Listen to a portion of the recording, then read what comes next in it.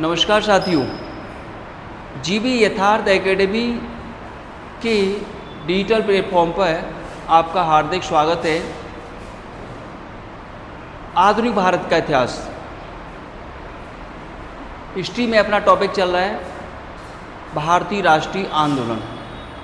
जैसा कि आप जानते हो 1885 से 1947 तक भारतीय राष्ट्रीय आंदोलन माना जाता है। 1885 में कांग्रेस की स्थापना हुई थी। कांग्रेस की स्थापना से और भारत के स्वतंत्रता तक भारतीय राष्ट्रीय आंदोलन माना गया है।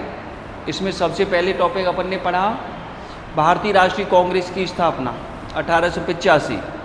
इसके बाद बंगाल का विभाजन 1905, फिर स्वदेशी आंदोलन 1905।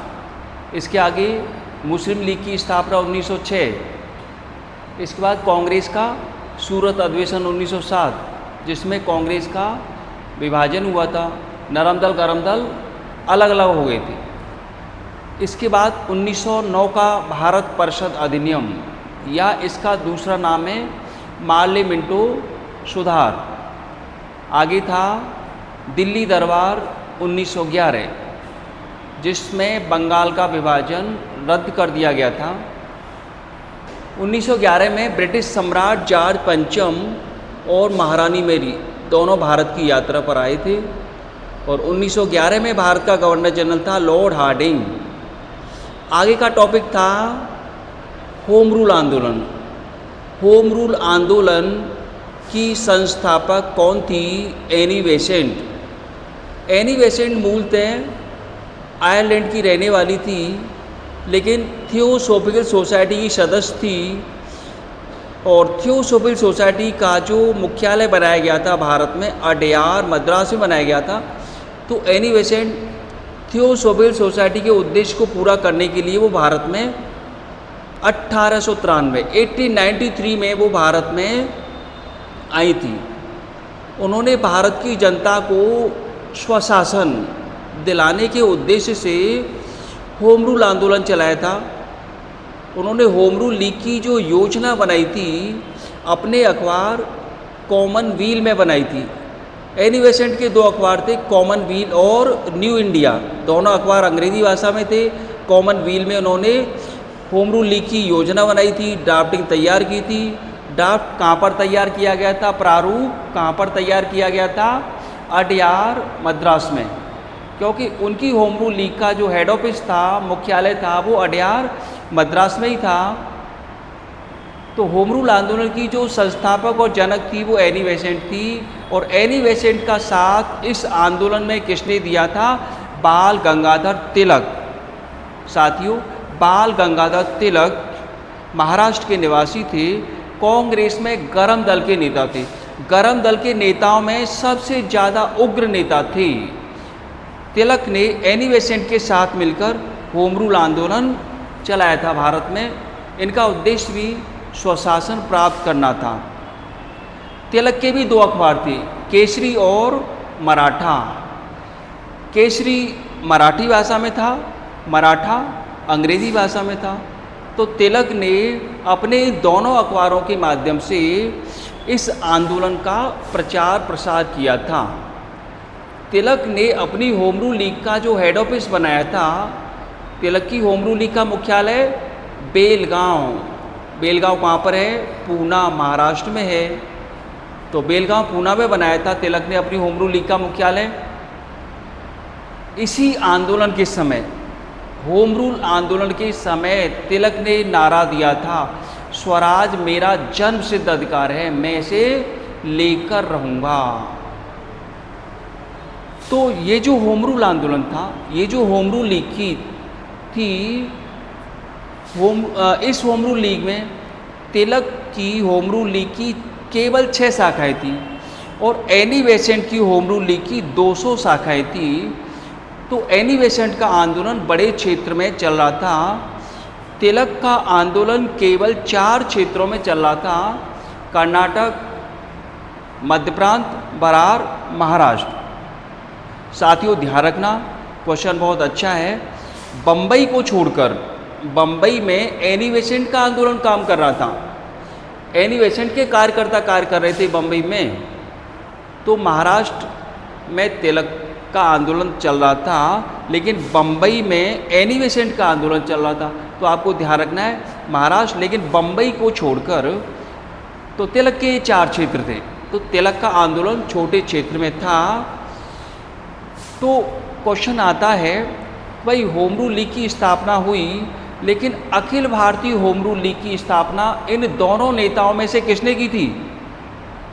Annie Besant. एनी बेसेंट का आंदोलन बड़े क्षेत्र में था, 200 शाखाएँ थी, इसीलिए साथियों all India home rule league की स्थापना, Akhil Bharatiya home rule league की स्थापना एनी बेसेंट ने की थी।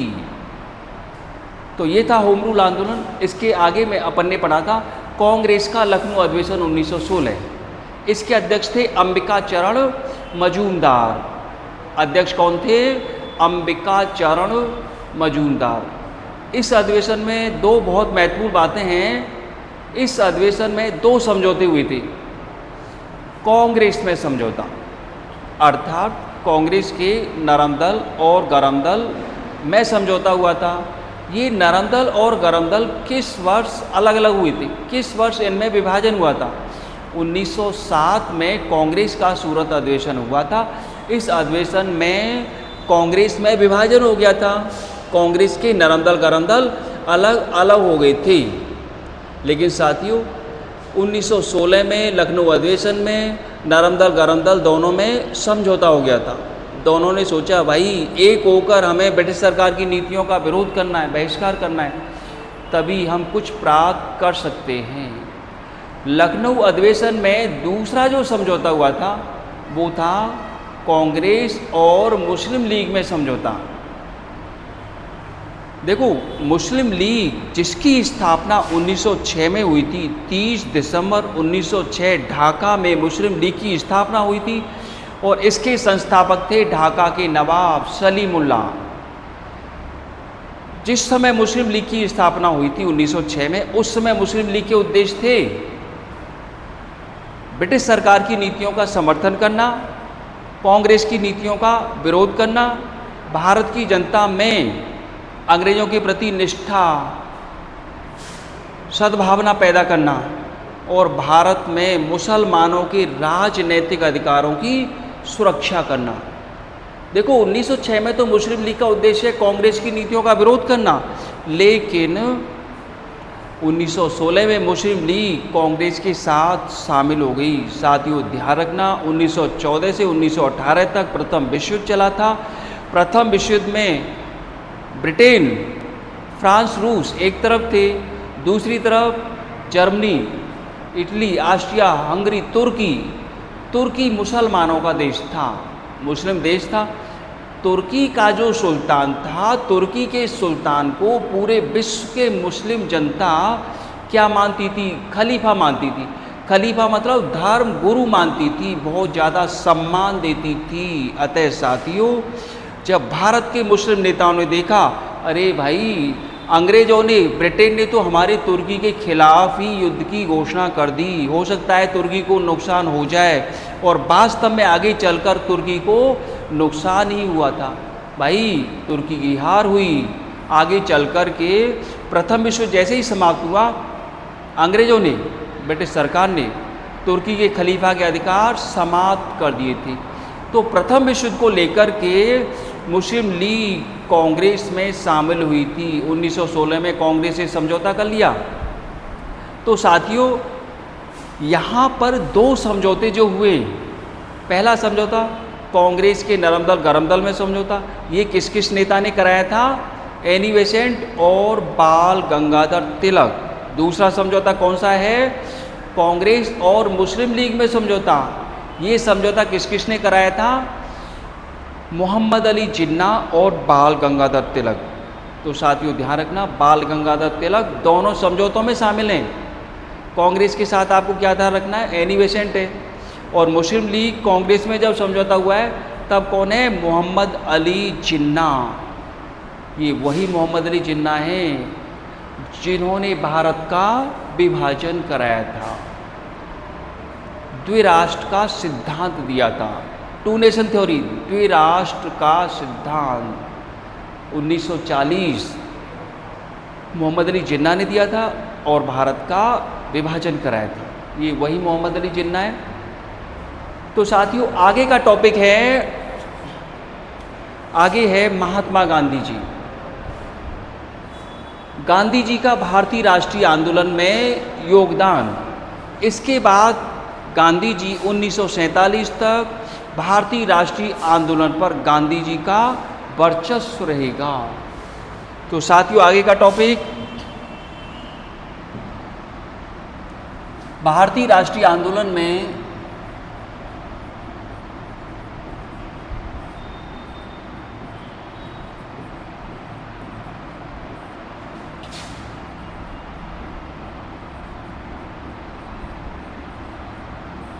भारतीय राष्ट्रीय आंदोलन में महात्मा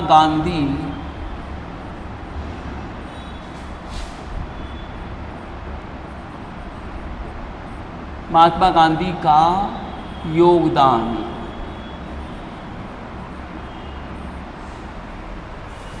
भारतीय राष्ट्रीय आंदोलन में महात्मा गांधी का योगदान। साथियों आपको मालूम है गांधी जी का जन्म 2 अक्टूबर 1869 को कहाँ पर हुआ था? गुजरात में कहाँ पर हुआ था? पोरबंदर में हुआ था। 2 अक्टूबर 1869 गुजरात में पोरबंदर में हुआ था। गांधी जी के पिता कौन थे? गांधी जी के पिता करमचंद गांधी।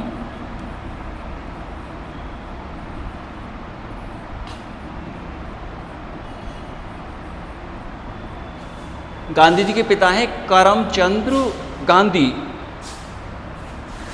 गांधी जी की माता कौन थी? पुतलीबाई।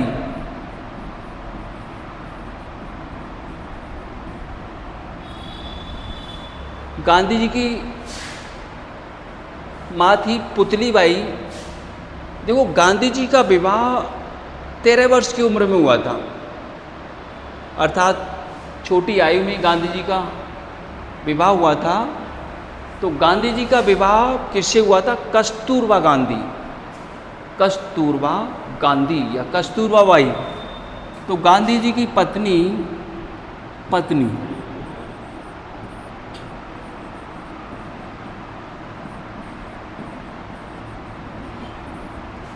कस्तूरबा गांधी। गांधी जी की पत्नी का नाम था कस्तूरबा गांधी। चलो गांधी जी के 4 बेटे थे, पुत्रों की भी बात कर लेते हैं। गांधी जी के 4 पुत्र थे। गांधी जी के 4 पुत्र, गांधी जी के 4 पुत्र।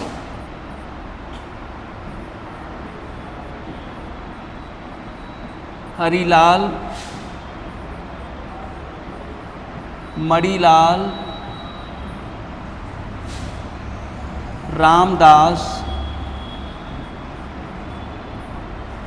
और देवदास। गांधी जी के 4 पुत्र थे। गांधी जी की जो प्रारंभिक शिक्षा हुई थी, साथियों गांधी जी की प्रारंभिक शिक्षा, गांधी जी की प्रारंभिक शिक्षा कहाँ पर हुई थी? गुजरात में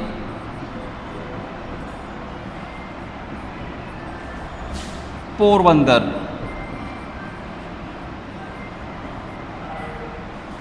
और राजकोट, 2 शहरों में गांधी जी की प्रारंभिक शिक्षा हुई थी। गांधी जी के बारे में कहा जाता है कि बचपन में गांधी जी ज़्यादा इंटेलिजेंट नहीं थे लेकिन आगे की प्रारंभिक शिक्षा करने के बाद गांधी जी विदेश पढ़ने गए। और विदेश में कहाँ पर पढ़ने गए थे गांधी जी? ब्रिटेन, लंदन गए। तो गांधी जी लंदन किस वर्ष गए थे? गांधी जी 1888 में गांधी जी लंदन गए और लंदन से 1891 में गांधी जी वकालत पास करके अर्थात बैरिस्टर बनकर गांधी जी भारत वापस आए थे। तो 1888 में गांधी जी कहाँ गए? लंदन गए तथा लंदन से बैरिस्टर बनकर अर्थात वकालत पास करके बैरिस्टर बनकर 1891 में गांधी जी भारत वापस आए थे। 1891 में गांधी जी भारत वापस आए थे। तो साथियों ध्यान रखना, प्रारंभिक शिक्षा पूरी करने के बाद, प्रारंभिक शिक्षा उनकी कहाँ पर हुई है? पोरबंदर और राजकोट में हुई है। प्रारंभिक शिक्षा पूरी करने के बाद गांधी जी 1888 में लंदन गए। लंदन से वकालत पास करके बैरिस्टर बनकर 1891 में गांधी जी भारत वापस आए। भाई गांधी जी ने वकालत की। अब वकालत की है तो गांधी जी कोर्ट में बैठते थे कुछ कमाने के लिए। भाई घर बार तो चले, लेकिन गांधी जी के बारे में कहा जाता है गांधी जी एक अच्छे परिवार से थे। गांधी जी एक उच्च मध्यम परिवार से माने जाते हैं, क्योंकि गांधी जी के जो पिता थे करमचंद गांधी, वो पोरबंदर रियासत में दीवान के पद पर कार्य करते थे। तो दीवान तो एक अच्छा पद होता है, दीवान को अच्छे पैसे मिलते होंगे। गांधी जी के पिता करमचंद गांधी ने बीकानेर में भी दीवान के पद पर कार्य किया था। तो उच्च मध्यम परिवार से थे गांधी जी। लेकिन गांधी जी का जब विवाह हो गया तो घरबार चलाने के लिए गांधी जी कोर्ट में बैठने लगे।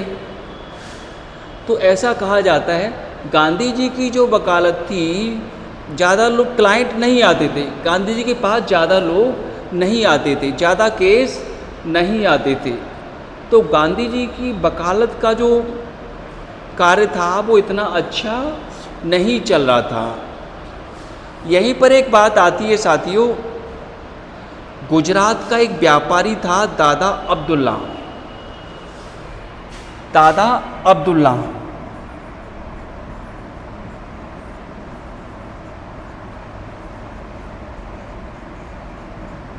ये कौन है?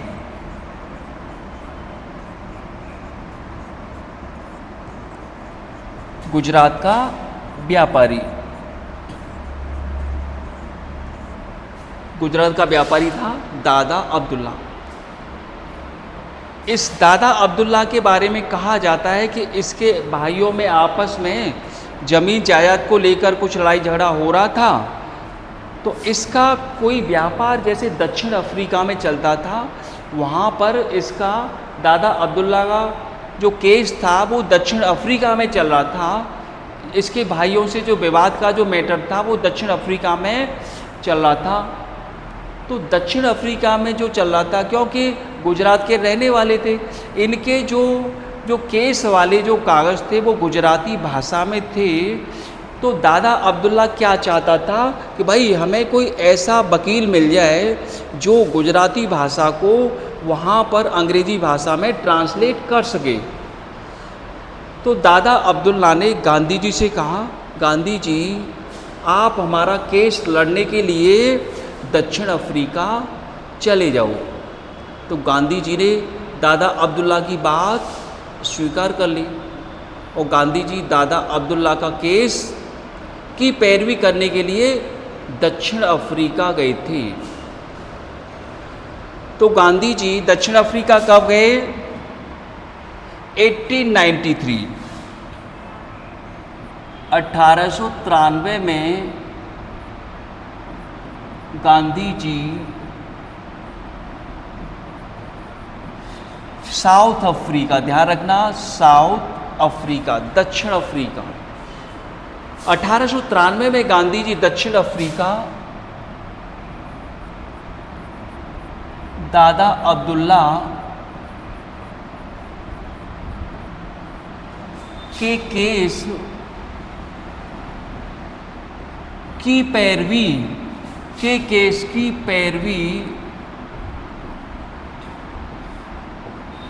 करने के उद्देश्य से गए थे। गांधी जी यहाँ से जैसे पानी के जहाज से गए थे, गांधी जी दक्षिण अफ्रीका पहुँचे तो गांधी जी दक्षिण अफ्रीका में ट्रेन से जा रहे थे। गांधी जी दक्षिण अफ्रीका में डरबन, एक शहर है डरबन से कहाँ जा रहे थे गांधी जी? प्रेटोरिया। ये दोनों दक्षिण अफ्रीका के शहर हैं। डरबन से प्रेटोरिया बाई ट्रेन जा रहे थे, ट्रेन से जा रहे थे। गांधी जी के पास फर्स्ट क्लास का टिकट था।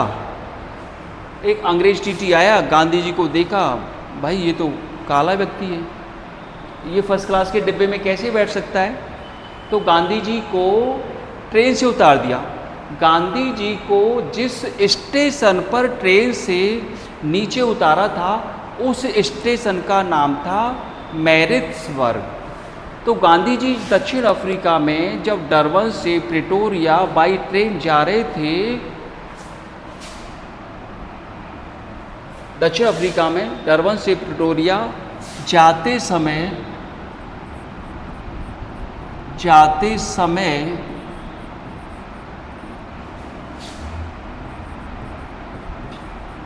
ट्रेन से गांधी जी को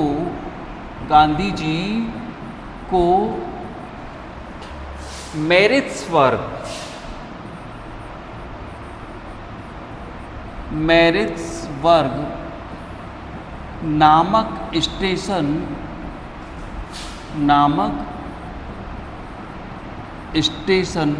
पर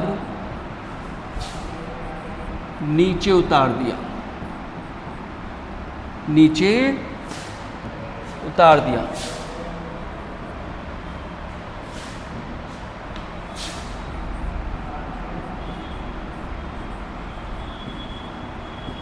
गांधी जी ने अंग्रेज टीटी से बहुत कहा, भाई मेरे पास फर्स्ट क्लास का टिकट है, मैं इसमें बैठ सकता हूँ, लेकिन अंग्रेज़ों के सामने गांधी जी की बिल्कुल एक भी नहीं चली। गांधी जी को नीचे उतरना पड़ा। किस स्टेशन पर गांधी जी को उतारा है भाई? मैरिट्सबर्ग, ध्यान रखना, बहुत गहरा क्वेश्चन पूछेगा तो पूछ सकता है। और गांधी जी किस स्टेशन से, डरबन से गांधी जी कहाँ जा रहे थे? प्रेटोरिया जा रहे थे। डरबन और प्रेटोरिया के बीच में पड़ता है मैरिट्सबर्ग। यहाँ पर इस स्टेशन पर गांधी जी को ट्रेन से नीचे उतार दिया। गांधी जी को पूरी रात स्टेशन पर बितानी पड़ी। गांधी जी दूसरी ट्रेन से प्रेटोरिया पहुँचे। गांधी जी ने देखा, भाई यहाँ तो बहुत बुरा हाल है,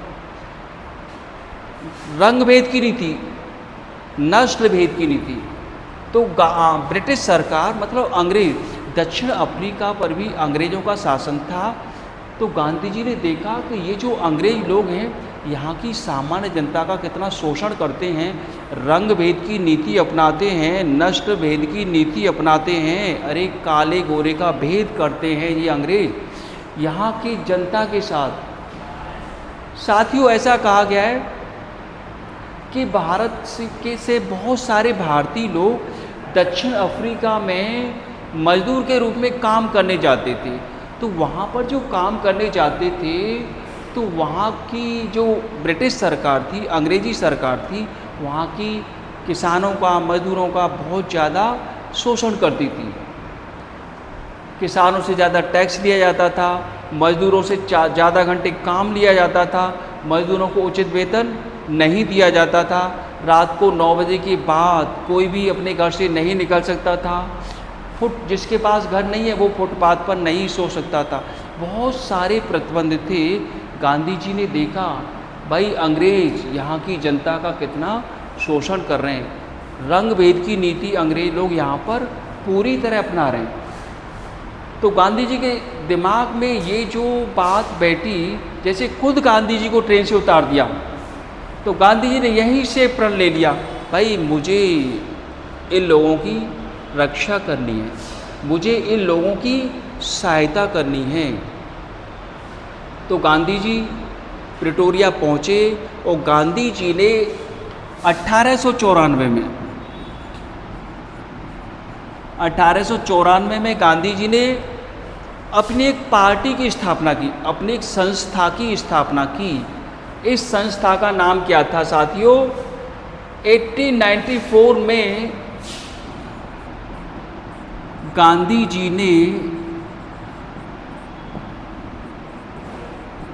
जी ने नटाल इंडियन कांग्रेस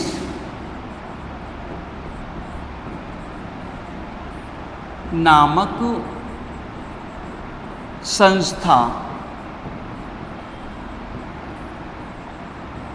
की स्थापना की थी। साथियों बहुत अच्छा क्वेश्चन है।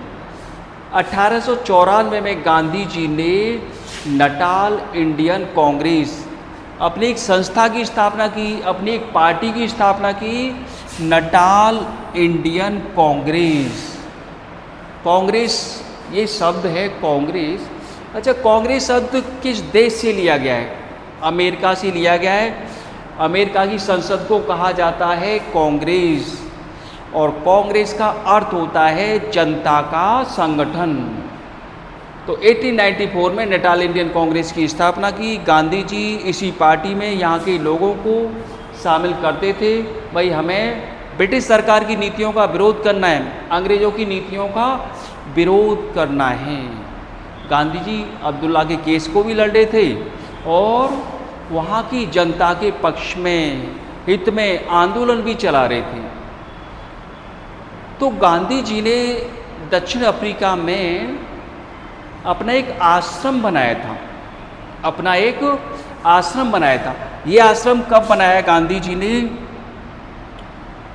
इससे पहले की चलो बात करें तो 1901 में गांधी जी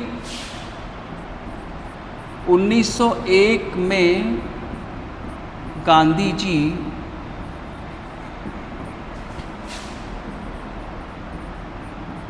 भारत आए और 1901 में कांग्रेस का कलकत्ता अधिवेशन चल रहा था। गांधी जी ने कांग्रेस के कलकत्ता अधिवेशन में भाग लिया था। साथियों ध्यान रखना, अगर क्वेश्चन आ जाए कि गांधी जी ने पहली बार कांग्रेस के किस अधिवेशन में भाग लिया था और वो अधिवेशन किस वर्ष हुआ था, तो 1901 में कांग्रेस के कलकत्ता अधिवेशन में गांधी जी ने भाग लिया था। तो गांधी जी का ये पहला अवसर था जिसमें गांधी जी ने कांग्रेस के कलकत्ता अधिवेशन में भाग लिया था। तो गांधी जी भारत आए और कांग्रेस के कलकत्ता अधिवेशन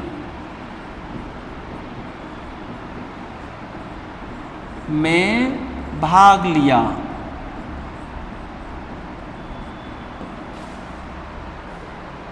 गांधी जी ने 1901 में कांग्रेस के कलकत्ता अधिवेशन में भाग लिया था।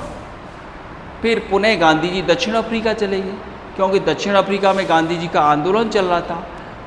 तो दक्षिण अफ्रीका में गांधी जी ने 1904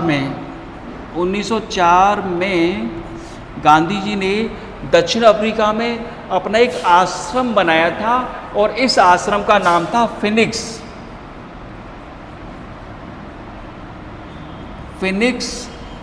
फार्म। गांधी जी ने जो आश्रम बनाया था, इस आश्रम का नाम क्या है? Phoenix farm. अच्छा, गांधी जी ने ये जो आश्रम बनाया था एक व्यक्ति के सहयोग से बनाया था।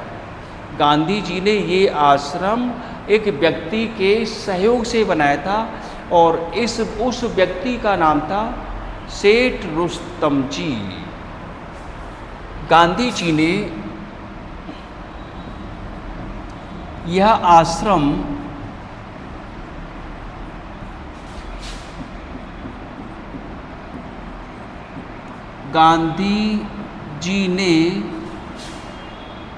सेठ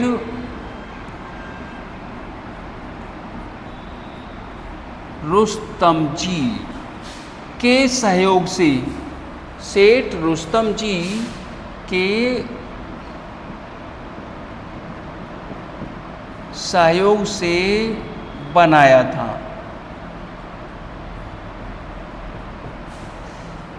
यहीं पर बात कर लेते हैं। गांधी जी ने दक्षिण अफ्रीका में एक और आश्रम बनाया था 1910 में।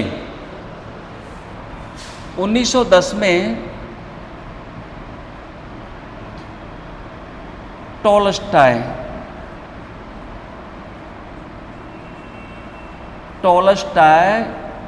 फार्म। गांधी जी ने टॉलस्टॉय फार्म या आश्रम भी एक व्यक्ति के सहयोग से बनाया था। और वो व्यक्ति कौन थे? यह आश्रम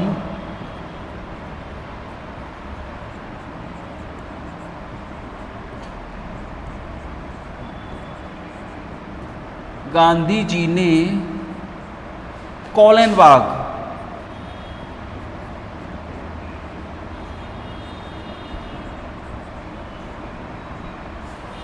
साथियों ध्यान रखें, कोलनबाग के सहयोग से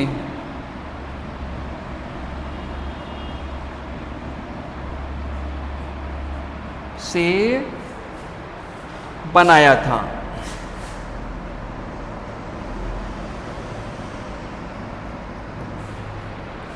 साथियों बहुत अच्छा क्वेश्चन है दोनों ही।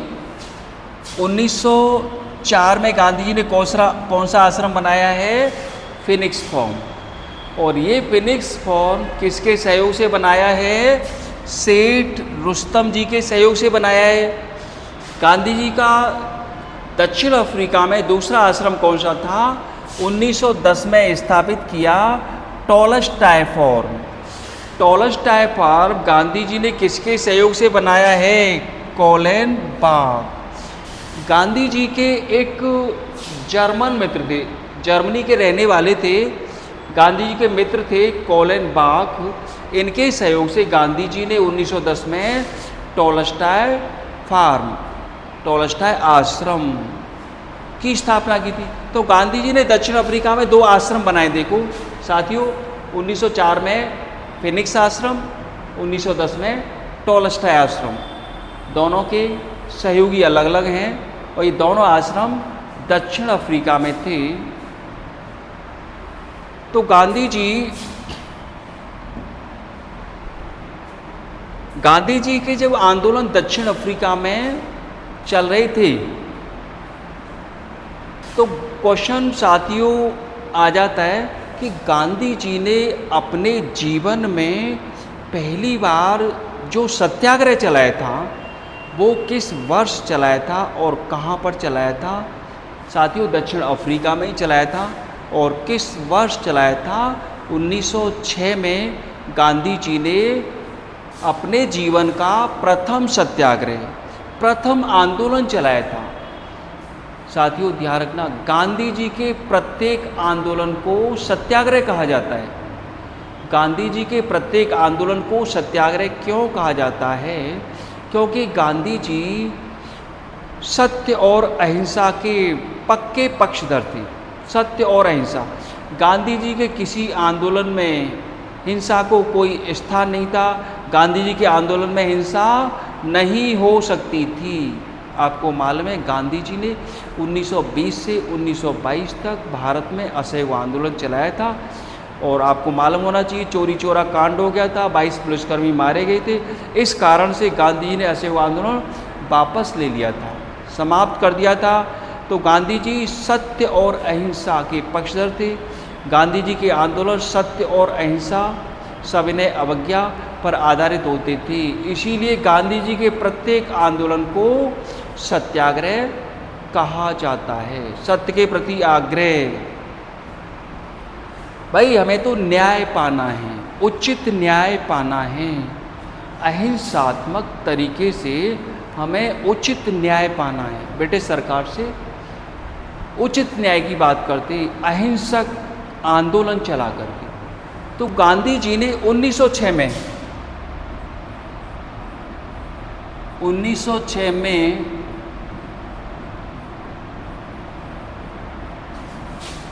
गांधी जी ने दक्षिण अफ्रीका में अपना प्रथम सत्याग्रह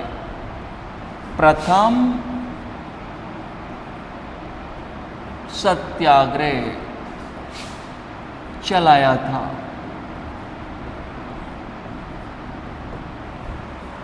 यह सत्याग्रह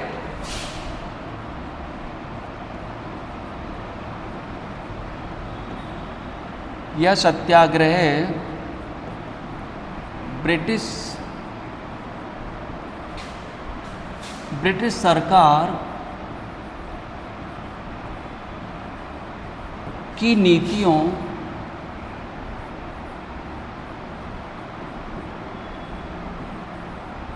के विरुद्ध था। ब्रिटिश सरकार की नीतियों के विरुद्ध था। यह सत्याग्रह ब्रिटिश सरकार की नीतियों के विरुद्ध था। तो गांधी जी का आंदोलन जब बढ़ता गया, गांधी जी के आंदोलन में दक्षिण अफ्रीका की जनता बढ़ चढ़कर हिस्सा ले रही थी। तो गांधी जी के आंदोलन के बढ़ते हुए प्रभाव को देखकर साथियों, वहाँ की दक्षिण अफ्रीका की अंग्रेजी सरकार ने गांधी जी को गिरफ्तार कर लिया और गांधी जी को जेल भेज दिया।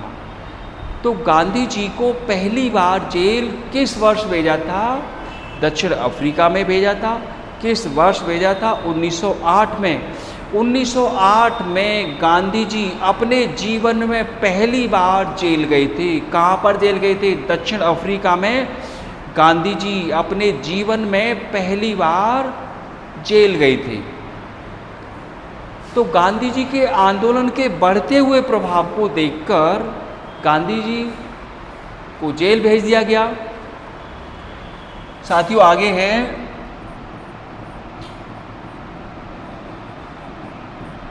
गांधी जी के आंदोलन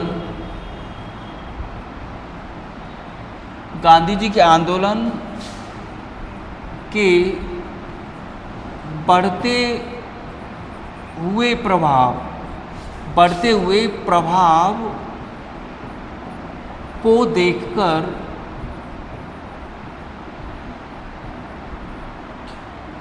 दक्षिण अफ्रीका की अंग्रेजी सरकार ने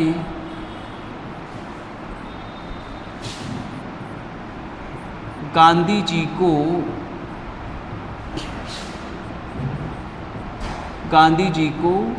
1908 में जेल भेज दिया था।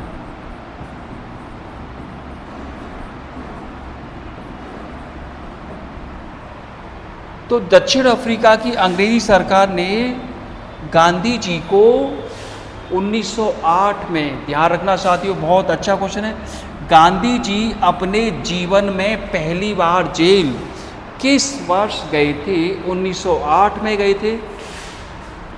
कहाँ पर गए थे? दक्षिण अफ्रीका में गए थे। अच्छा साथियों, गांधी जी जैसे 1915 में भारत आए थे, तो गांधी जी ने भारत में भी बहुत सारे आंदोलन चलाए थे। गांधी जी का भारत में सबसे पहला सत्याग्रह कौन सा था? चंपारण किसान आंदोलन। बिहार में चंपारण किसान आंदोलन, चंपारण, अहमदाबाद, खेड़ा। गांधी जी के 3 छोटे आंदोलन थे। चंपारण किसान आंदोलन, अहमदाबाद मिल मजदूर आंदोलन, खेड़ा किसान आंदोलन। 1917 में चंपारण आंदोलन हुआ था। तो गांधी जी के 3 पहले छोटे आंदोलन थे। तीनों आंदोलन सफल हुए थे, गांधी जी को सफलता मिली थी। और गांधी जी के 3 बड़े आंदोलन कौन से थे? 1920 से 1922 असहयोग आंदोलन, 1930 से 1934 तक चलाया था सविनय अवज्ञा आंदोलन, और तीसरा सबसे बड़ा आंदोलन था भारत में गांधी जी का सबसे बड़ा आंदोलन था 1942 में भारत छोड़ो आंदोलन। तो गांधी जी के 3 बड़े आंदोलन। लेकिन गांधी जी यहाँ पर नोट डाल के लिख लेते हैं अपन, क्वेश्चन आ जाए, क्योंकि गांधी जी अपने जीवन में पहली बार जेल कब गए? 1908 में दक्षिण अफ्रीका में गए। और क्वेश्चन अगर आ जाता है कि भाई गांधी जी भारत में पहली बार जेल किस वर्ष गए थे और कौन से आंदोलन के समय गए थे, तो अपन यहाँ पर नोट डाल के लिख लेते हैं। वैसे तो दक्षिण अफ्रीका का मामला चल रहा है, मैटर चल रहा है, लेकिन यहाँ पर नोट डाल के अपन लिखते हैं भारत की बात।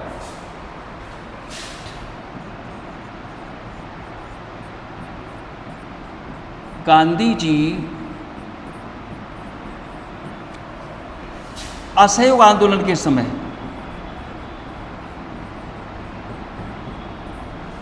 असहयोग आंदोलन के समय 1922 में भारत में पहली बार जेल गई थी।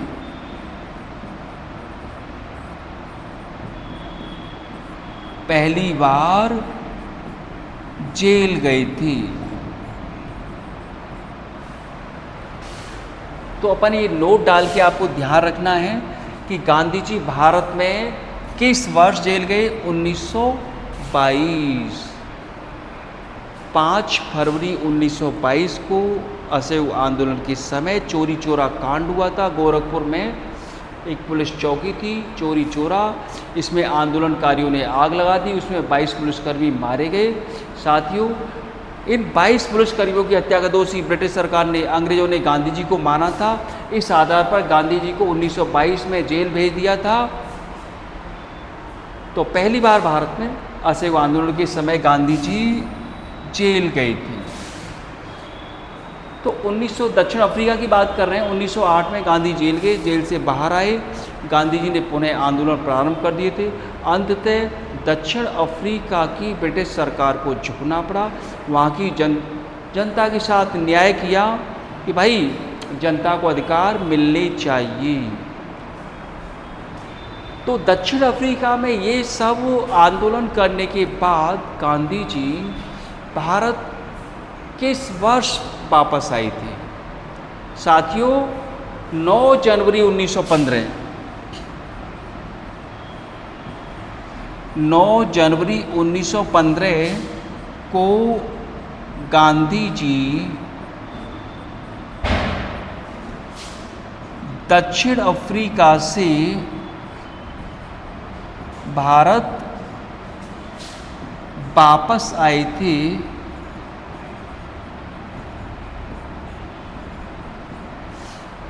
नौ जनवरी 1915 को गांधी जी दक्षिण अफ्रीका से भारत वापस आए थे। साथियों, आपको मालूम होगा भारत में प्रतिवर्ष 7 जनवरी से 9 जनवरी तक कौन सा दिवस मनाया जाता है? प्रवासी भारतीय दिवस मनाया जाता है। और ये जो NRI डे है, प्रवासी भारतीय जो दिवस है, गांधी जी के भारत आगमन की याद में मनाया जाता है। दक्षिण अफ्रीका से भारत वापस आने की याद में मनाया जाता है। तो यहाँ लिख रहा हूँ, अतः भारत वापस आने की याद में भारत में प्रतिवर्ष 7 जनवरी से 9 जनवरी तक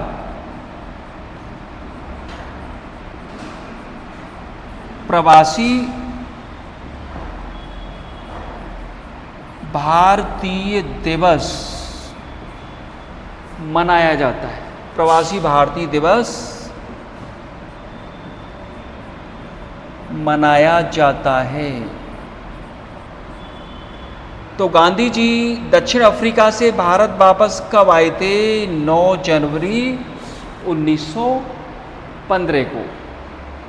तो 7 जनवरी से 9 जनवरी तक भारत में प्रतिवर्ष कौन सा दिवस मनाया जाता है? प्रवासी भारतीय दिवस मनाया जाता है। प्रवासी भारतीय दिवस मनाया जाता है। तो गांधी जी 1915 में भारत आए।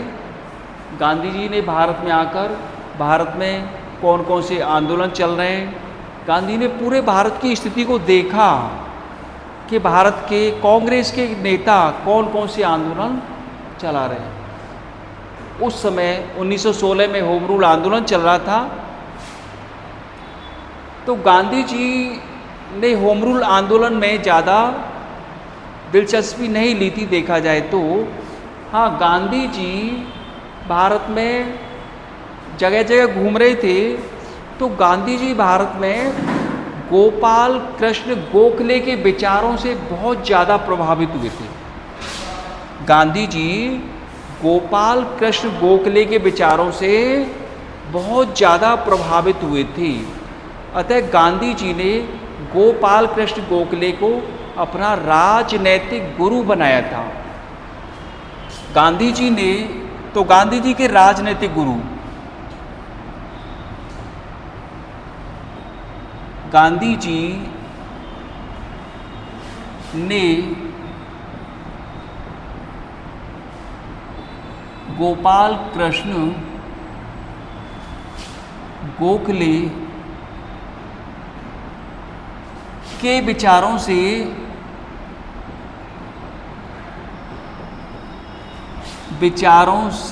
प्रभावित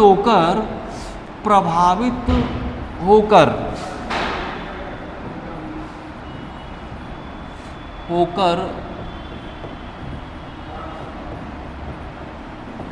गांधी जी ने गोपाल कृष्ण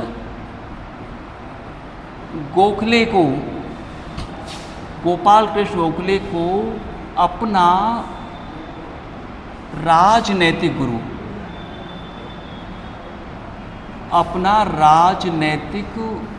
गुरु बनाया था।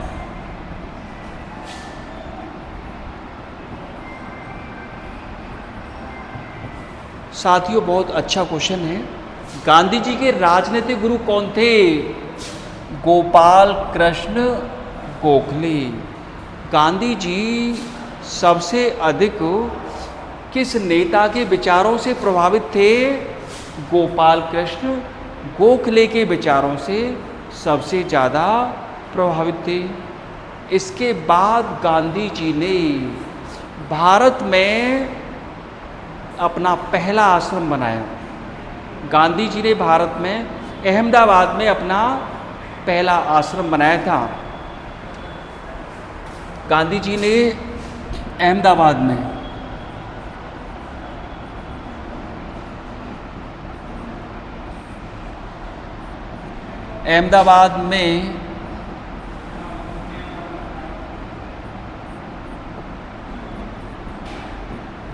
गांधी जी ने अहमदाबाद में एक नदी है साबरमती नदी, साबरमती नदी के किनारे साबरमती आश्रम बनाया था।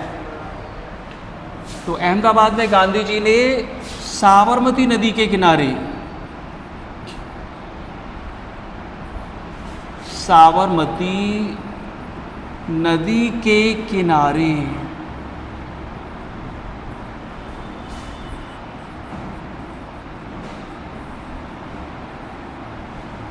साबरमती आश्रम।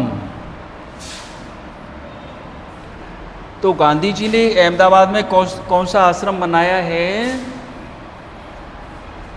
साबरमती आश्रम। साबरमती आश्रम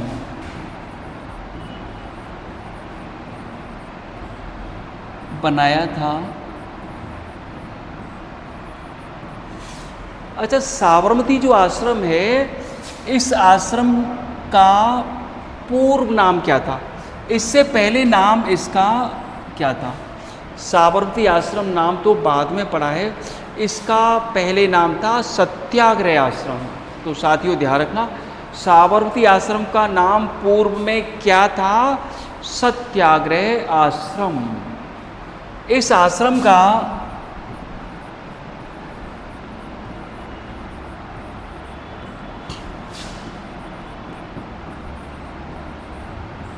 पूर्व में नाम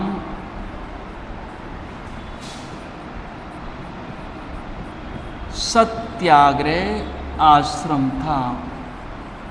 सत्याग्रह आश्रम था, सत्याग्रह आश्रम है ना, सत्याग्रह आश्रम। क्योंकि गांधी जी वैसे भी सत्य, अहिंसा, सत्याग्रह, सविनय, अवज्ञा, हड़ताल, ये इन सब बातों में विश्वास करते थे। तो कौन सा आश्रम था? सत्याग्रह आश्रम। अच्छा देखो साथियों, गांधी जी ने अपने जीवन में सत्य और अहिंसा के अतिरिक्त किसी भी सिद्धांत को स्वीकार नहीं किया था।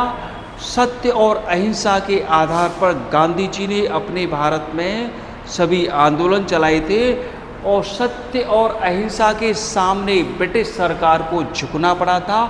अंततः गांधी जी के सामने ब्रिटिश सरकार को झुकना पड़ा और भारत को स्वतंत्र करना पड़ा।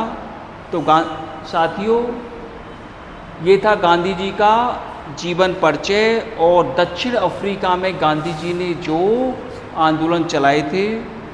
तो इसमें बहुत सारे महत्वपूर्ण क्वेश्चन हैं जो आपके लिए, मुझे उम्मीद है, बहुत ही उपयोगी सिद्ध होंगे। इससे कोई सा भी क्वेश्चन पूछ लेता है। तो साथियों, आज के लिए इतना ही। धन्यवाद।